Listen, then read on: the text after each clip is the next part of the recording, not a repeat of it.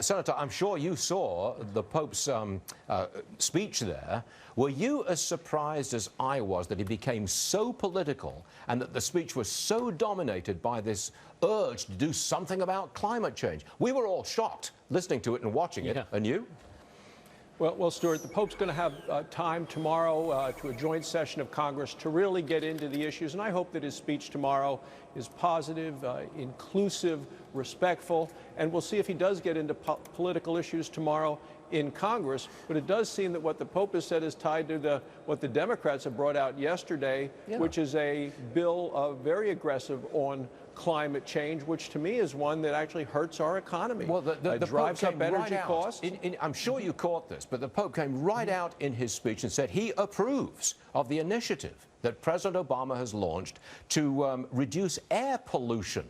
Right there, he was confusing carbon emissions with air pollution, like smog, for heaven's sake. I mean, I was so surprised at this.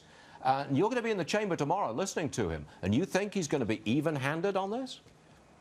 Well, we'll see what the Pope says tomorrow. My concern is with the Democrat proposals, which actually cost us jobs in the country, hurt our economy, make energy more expensive, and I don't know that it's a good idea to do that. I'm not going to vote for those sorts of things. I want reliable energy, and what the Democrats are proposing with all the renewable energy, and let's face it, we want to make energy as clean as we can, as fast as we can, in ways that don't raise costs for American families. But there is a gap between reliable energy and renewable energy. Can you be a good Catholic? Can you be a good Christian if you oppose President Obama on climate change and you oppose what the Pope just said about climate change? Can you still be a good Christian?